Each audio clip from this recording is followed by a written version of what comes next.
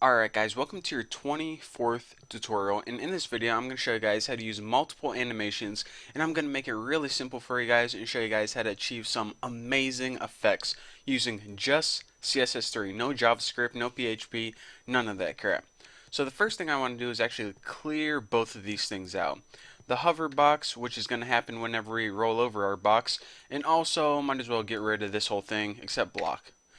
So, okay, of course it's blocking. I'm going to be animating basically everything, so let me adjust my chair, save this, and we're good to go. So right now, we had that thing, not very exciting.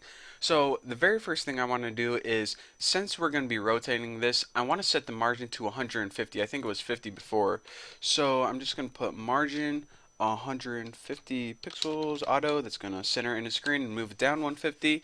And I also want to change the color of the text. I think it was black before.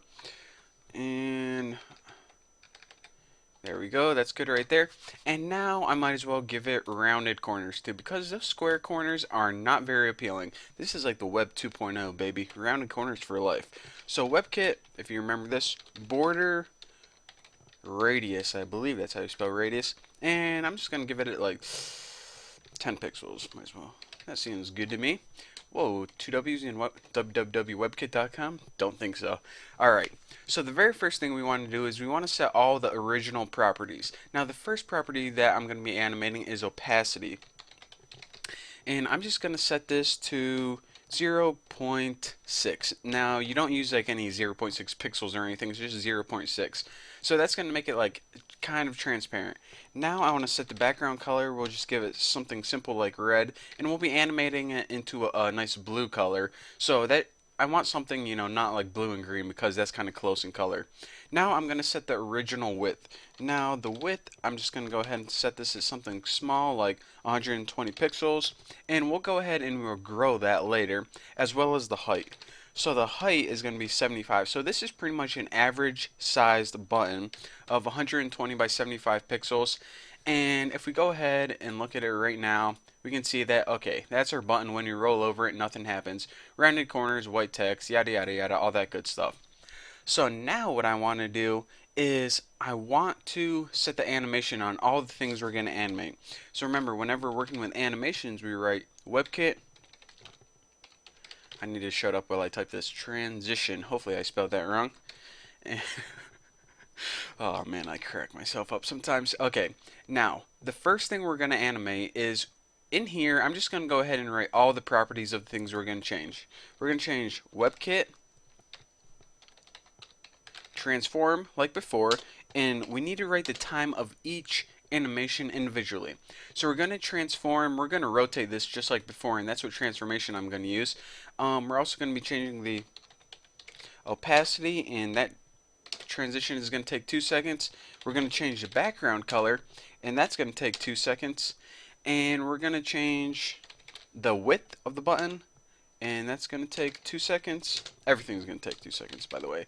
And the height, whenever you change that, that should take 2 seconds. Now, with that being said, let me make sure I got all my commas in the right place before I fudge this up. Alright, so now that we have all the things that we want to animate, we want to say, okay, whenever we hover over it, how do we want to animate them, or how do we want them to change? Well, if we just use a little copy and paste technique, we can save ourselves some time. Oh, I just got like a dry hairball in my throat. Alright, so the first thing we want to do is we want to transform this piece. Now, the transformation we want to do, and you don't have to do yours exactly as mine. You can, mess it up a little bit.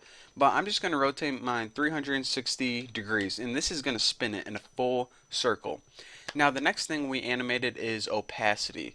So if you copy this and paste it, the original value was 0.6, and I just want to change this. We'll just give it a simple opacity 1, which I believe is the default. And now we want to change, what was next? The background.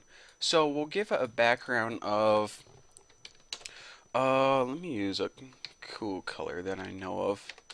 We'll give it a hexadecimal value 1 EC 7 E6. Don't even ask me how I know that, but I do. And the width, we need to make it wider. So for width, we'll give it something like 450. That should show up nice on my screen recorder. A lot bigger. And for the height, we'll just make it slightly larger. We'll give it like a value of 110 pixels, and I forgot to put pixels up here. Let me just make sure. Pixels, pixels, red. Okay, everything looks good to go right now. So remember, whenever you work with your transition or animation, make sure you go through and you have all these things that you changed. So whenever you click it, you should have one highlighted on top and bottom. See width, top and bottom, height, top and bottom. You see what I'm saying? So without further ado, let's go ahead and refresh this and hover over it and see what we get. How awesome is that? So let me go ahead and talk to you guys about all the things I animated. First of all, it's rotating. We can clearly see that.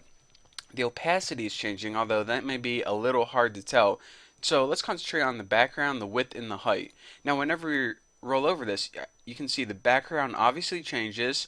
Now, look at the width and the height of the button right now. The height doesn't change that much, so it may be kind of subtle, but the width definitely changes. So all of those things, I assure you, are indeed animating.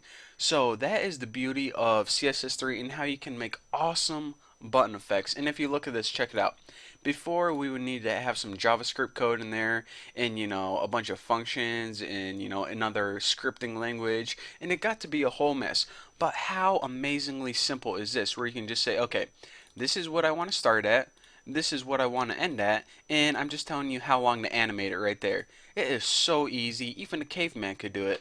So with that being said, that is how you animate very simple animations that you can actually make very awesome looking animations when you combine them using CSS3. So with that being said, don't forget to check out my website. I just updated it with all my new stuff, and it's thenewboston.org. So go check it out. Tell me guys what you think. And yeah, thank you guys for watching. Don't forget to subscribe, and I'll see you guys later.